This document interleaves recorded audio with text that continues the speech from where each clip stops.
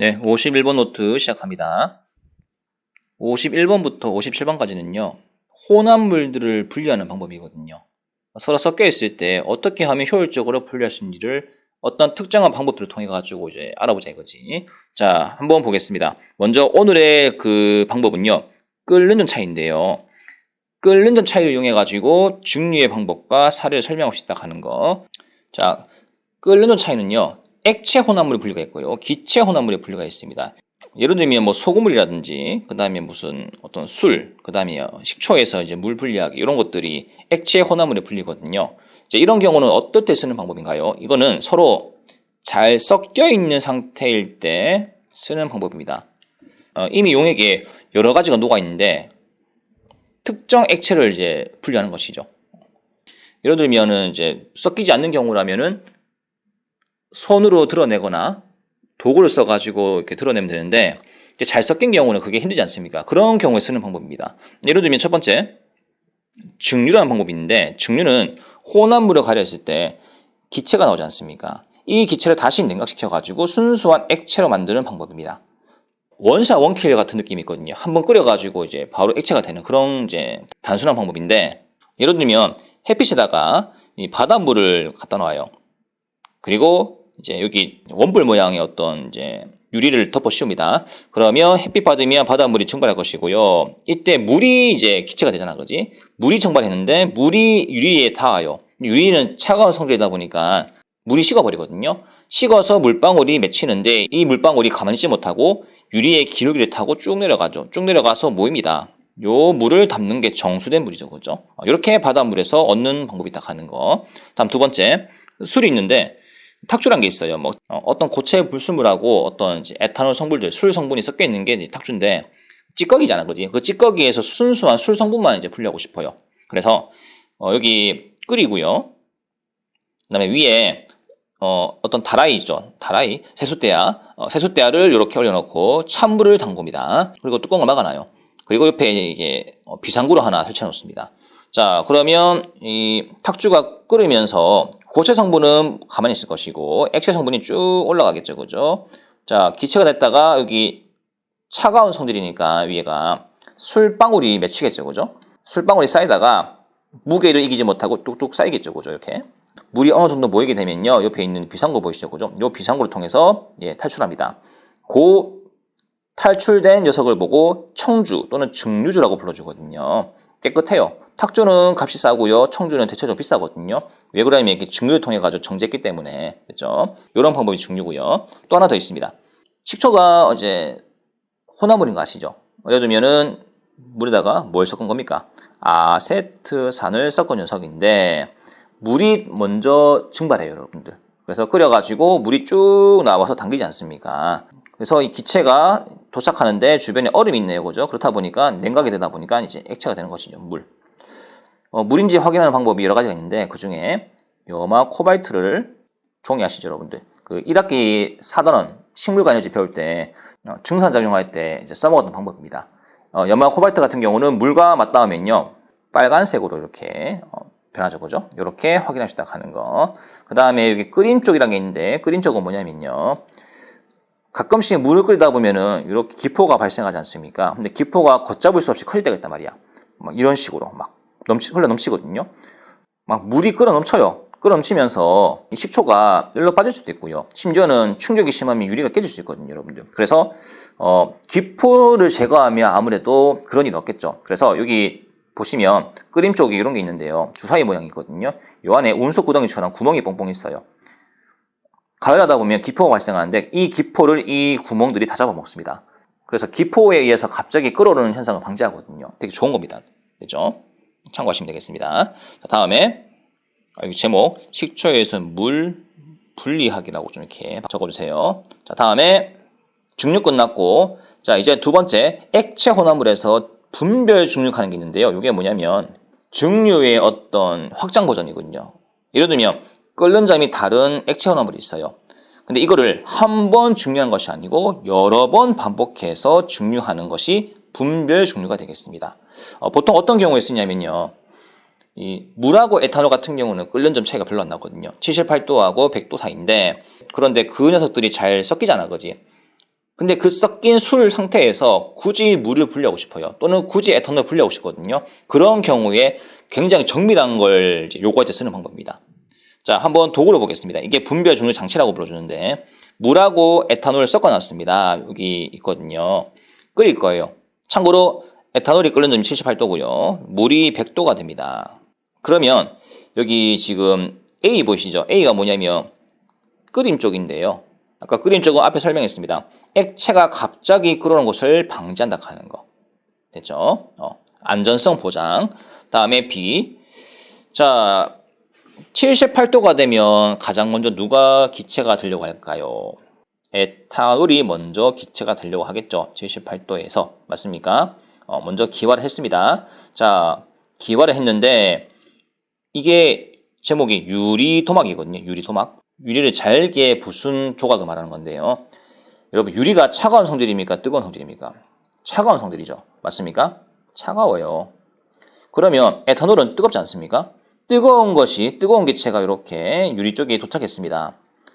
탈출했다고 생각했었는데 지금 차가운 유리가 막고 있잖아, 그지? 그러면 에탄올은 어떻게 될까요? 여기서. 예, 맞습니다. 기체에서 액체로 액화가 되는 것이죠. 즉 식어요. 식어가지고 여기 에탄올이 이렇게 물방울이 이렇게 맺히거든요. 이게 에탄올 물방울이야. 안에 맺힙니다. 맺히고 자, 그런데 계속 가려다 보면은 이 유리도막도 열을 받죠, 그죠? 받다 보면 뜨거워지죠. 뜨거워지다 보니까 이 주변에 액체 상태로 존재했던 에탄올들이 가만히 있을까? 뜨겁다 보니까 애들이 가만히 있지 못하지.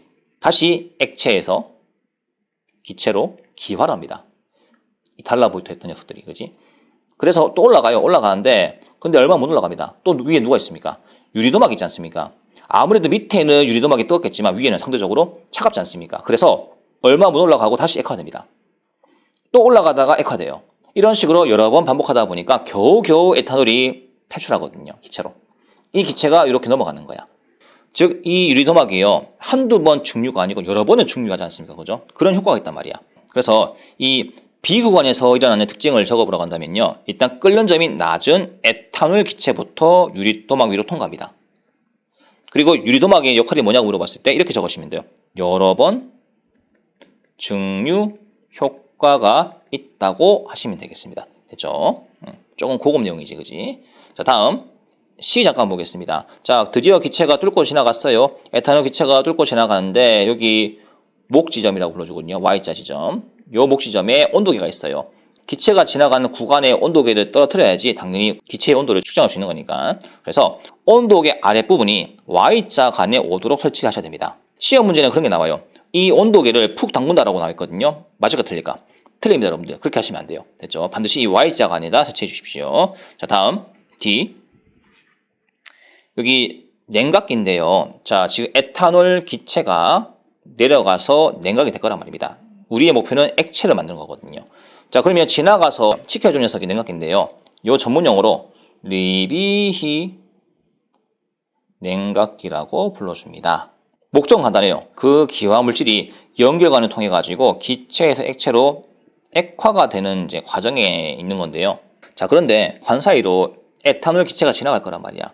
그리고 푸른색은 물이거든요. 이 이제 출입구가 두 군데가 있는데 여기에서 물을 투입해 가지고 냉각시키는 것이 목적입니다. 자, 그러면 냉각기란 것은 최대한 효율적으로 냉각해야 이제 가치가 있지 않나, 그죠? 그러면 여러분이 가하고 나의 둘 중에 한 곳에 물을 집어넣을 거란 말이야. 냉각시키려고. 그러면 어느 지점에 물을 집어넣어야지 냉각을 좀 더 효율적으로 할 수 있는 거죠. 예를 들면 가에다가 한번 물을 집어넣어 볼게요. 여러분이 여기 수도꼭지 틀어가지고 물을 공급시킬 거야. 공급시키면 물이 그러면 여기 유리관 주변에 쭉 투입되겠죠, 그죠? 자, 에탄올 기체가 내려가는데 물도 같이 내려갑니다. 같이 내려가요? 물론 식힐 수는 있는데 이 물들은 결국 운명이 뭔지 아십니까, 여러분들? 얘들 마지막 종착역은요, 위에서 떨어져가지고 밑으로 빠집니다. 맞죠? 그러니까 냉각시키려고 물을 뿌렸는데 이 물이 좀 오래 있어주면 좋겠는데 물을 틀자마자 밑으로 빠진다고. 자, 이렇게 되면 냉각을 되게 효율적으로 하기 힘들죠, 그죠? 맞죠? 그러면 가에 비해서 나 쪽으로 물을 집어넣게 되면 어떤 일이 벌어지는지 보자 이거지. 자, 나 쪽으로 쑥국지 틀어가지고 물을 틀었습니다. 물이 밑에서부터 점점 차기 시작하죠. 맞습니까? 혹시 이 물이 위쪽으로 바로 빠집니까? 그렇진 않죠, 여러분들. 때가 차야, 조금은 양이 차줘야 나중에 넘쳐가지고 빠지지 않습니까? 즉 물이 머물러 있는 시간이 굉장히 길지 않나? 에탄올 기체가 쭉 내려가는데요. 물이 계속 있어요. 물은 비열이 크다 보니까 열을 어느 정도 계속 비추고 할 수 있죠. 그죠? 그래서 가에 비하면 아무래도 나가 냉각의 효율성이 굉장히 크단 말이야. 심지어는 이거는 좀 고급 내용인데요. 여기 열이 계속 모이지 않습니까? 에탄올이 이제 그 액화가 되는 과정에서 열을 물 쪽으로 줘버리거든요. 그러면 이 물은 따뜻한 물이 되겠죠. 맞습니까? 그리고 고여 있어요. 반면에 위에는 찬물이죠. 자, 그러면 밑에서 서서히 열을 계속 축적시켜 놓은 물이 데워지니까 이 따뜻한 물이 여기 계속 있을 거냐 이거지. 위에는 찬물이 있거든요. 자, 따뜻한 물은 가볍고 찬물은 무겁습니다. 다시 말하면 따뜻한 물은 밀도가 작고요. 찬물은 밀도가 커요. 혹시 밀도가 작은 녀석은 어느 방향으로 갈까요? 윗방향으로 가려고 하겠죠. 그죠? 반면에 찬물은요. 내려가려고 하겠죠. 이 냉각기에서 이제 킬 포인트가 뭐냐면요. 안 그래도 지금 여기 냉각을 잘 하고 있는데 심지어는 이 따뜻한 열이 밀도에서 지가 알아서 올라가지 않습니까? 올라가서 가 방향은 빠지죠. 따뜻한 물을 내뱉습니다. 되게 깔끔하지 않나? 냉각도 지켜주고 그 열을 방출도 시키고. 그러니까 이거 발명한 사람한테 노벨상 줘야 되거든요, 여러분들. 제가 봤을 때는. 그치? 그래서 여기서 메모해야 될 게 뭐냐면요. 찬물은 가 위치 말고 나에서 투입하면 좋다 하는 거. 왜? 이유? 냉각을 효율적으로 할 수 있으니까 가에 비해서. 됐죠? 가나 둘 다 냉각 효과는 있긴 하지만 확실히 나가 훨씬 더 깔끔하죠. 더 효율적이고. 그걸 기억하시면 되겠습니다. 다음 F. 자, F는 결국은 가장 먼저 나오는 물질이 누구일까요? 물, 에탄올 중에서. 에탄올이죠. 네, 이렇게 적으시면 되겠습니다. 이 내용을 그래프로 이제 표현한 건데요. 시간에 따라 가지고 이제 온도 변화를 그래프로 표현해 봤습니다. 가장 먼저 누가 나온지를 물어본 내용이거든요. 자, 그러면 끓는 점에 이제 곡선을 보시면요. 요 기육 구간이야. 기육 구간 같은 경우는 아직까지는 뭔가 나올 법한 느낌은 아니고 현재 온도를 계속 높이고 있지만 아직까지 이 안에서는 어떤 녀석도 기체 상태로 변하지 않습니다. 그래서 물도 액체고요. 에탄올도 액체 상태로 이제 존재할 거란 말이야. 자, 그런데 니은 있죠. 니은은 에탄올이 액체에서 기체로 이제 되는 상태거든요. 맞습니까? 하지만 물은 아직까지 100도가 아니잖아, 그지? 그래서 니은 구간을 정의할 때 어떤 녀석이라고 한다면요. 일단 물은 액체가 있고요. 에탄올은 액체 플러스 기체가 있습니다. 에탄올이 얌전하게 누우면 되겠는데 왜 약간 기울기가 있냐 이거죠. 요거는 왜 그러냐면요. 에탄올이 이제 78도가 돼서 지가 독립하려고 준비하고 있거든요. 이렇게 78도. 그런데 이 주변을 누가 방해하고 있어요, 지금요? 물이 방해하고 있죠, 물이. 물은 아직까지 100도 되기 전까지는 액체 상태거든요. 액체가 기체를 눌러버리잖아, 그지? 그래서 기체들이 빠져나가는데 빠져나가려다 보니까 힘이 약한 거야. 78도의 열 가지고 안 되는 거거든요. 그래서 계속 열을 모아가지고 억지로 올라가는 거야. 그래서 기울기가 약간 높아져요. 그죠? 물이 에탄올의 기화를 방해하기 때문에. 어쨌든 탈출 성공했습니다. 드디어 D 구간 왔습니다. 왔고 80도에서 100도 사이인데요. 이때는 아무래도 에탄올 같은 경우는 기체가 되겠죠. 상태가. 물 같은 경우는 액체 상태가 되겠죠. 맞습니까? 다음에 릴.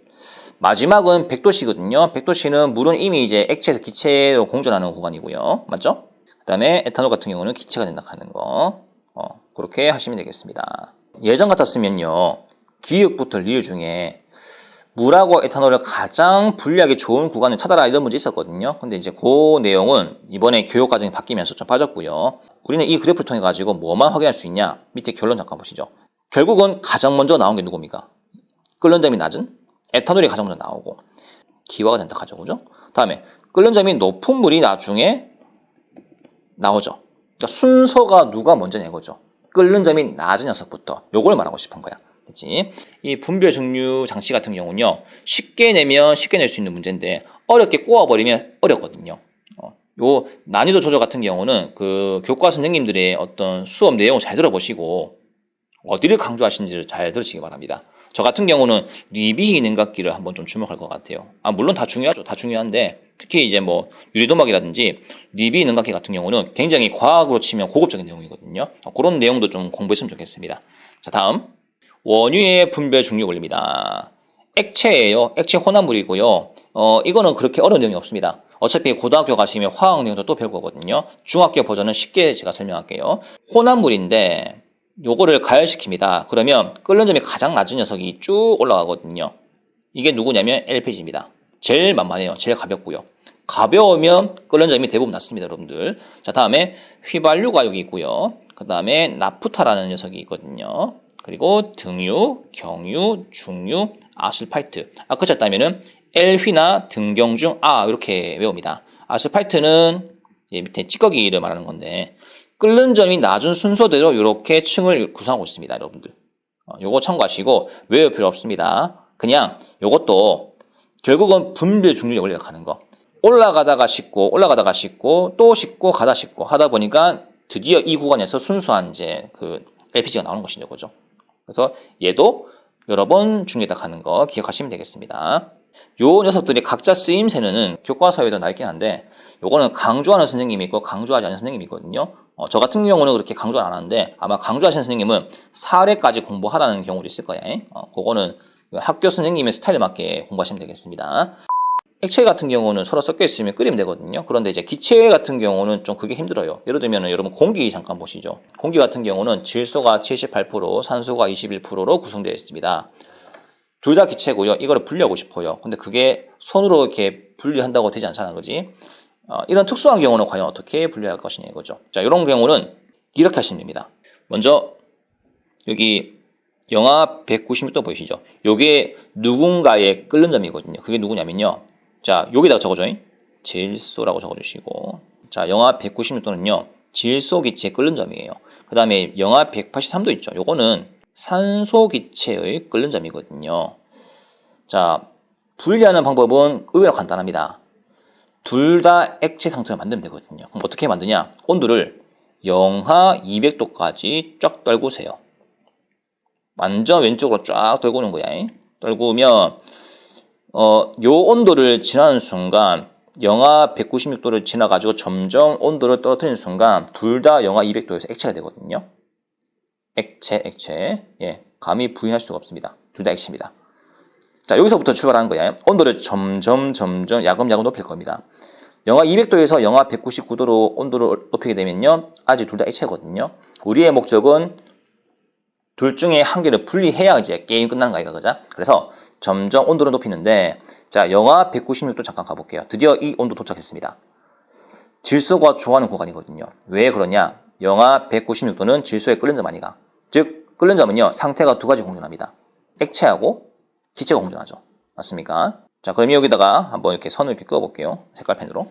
형광펜으로 한번 그어볼게요. 자, 이렇게 그어보시고요. 너무 두꺼운가? 혹시 영하 196도에서 산소 같은 경우는 상태가 뭡니까? 아직 끓는 점이 안 왔죠. 그래서 얘는 아직까지 액체인 거야. 됐지? 슬슬 분리가 되는 구간이구나. 질소는 기체를 향하여서 산소는 여전히 액체구나. 슬슬 분리가 되죠, 그죠? 그리고 온도 점점 높여줍니다. 높여주니까 영하 195도에 들어왔네요. 자, 이 구간에서 질소는 확실하게 기체죠. 맞죠? 산소는요? 액체죠. 확실한 분리 방법 아닙니까, 그죠? 이 온도가 최고구나. 그리고 어디까지 이게 가능하냐 이거죠. 온도 계속 높여보겠습니다. 영하 183도 왔습니다. 자, 이때는 산소가 좋아하는 구간이죠. 뭐가 공존합니까? 액체 플러스 기체가 공존하죠. 맞습니까? 자, 다시 요걸 강조해 볼게요. 자, 영하 183도 산소는 액체 플러스 기체고요. 그 다음에 질소 같은 경우는 이미 기체죠, 그죠? 맞습니까? 그러니까 요 구간, 요 박스 친 요 네모 구간 있죠. 요 구간이요. 질소 기체하고 산소 기체를 가장 분리하기 좋은 구간이거든요. 그리고 영하 182, 영하 181 점점 오른쪽 하게 되면 이미 둘 다 기체가 된단 말이야. 이때는 무의미하지. 분리를 못하는 거지, 그지? 극과 극으로 가면 분리를 못하지만 이 안에 들어가는 순간부터 기체 분리가 가능하다 하는 거. 이게 기체 혼합물의 분리입니다, 여러분들. 자, 그래서 실제로 여기 통을 하나 갖다 놓고요. 액체 공기를 투입해요. 영하 200도면 이미 다 액체거든요. 이 상태에서 온도를 점점 높여주면요. 먼저 질소 기체 가볍습니다. 올라가요. 끓는 점이 낮은 녀석들은 이렇게 올라가거든요. 물론 기체로 분리되겠죠, 그죠? 그리고 뭐 아르곤은 이제 이 사이에 온도에 끼어 있거든요. 얘가 두 번째고요. 두 번째, 액체 산소가 드디어 이 온도에서 이제 분리가 되겠죠, 그죠? 됐습니까? 그런 내용을 기억하시면 되겠습니다. 자, 다음 마지막. 자, 신기한 끓는 놀이인데요. 학습지 여백 치려고 하는 거 아니고요. 자, 요 내용은 뭐냐면요. 현재 실험 과정 보겠습니다. 대기압에서 가의 물을 90도까지 가열시킵니다. 여기 보이시죠? 그리고 요거를 바로 뒤집어요. 보이시죠?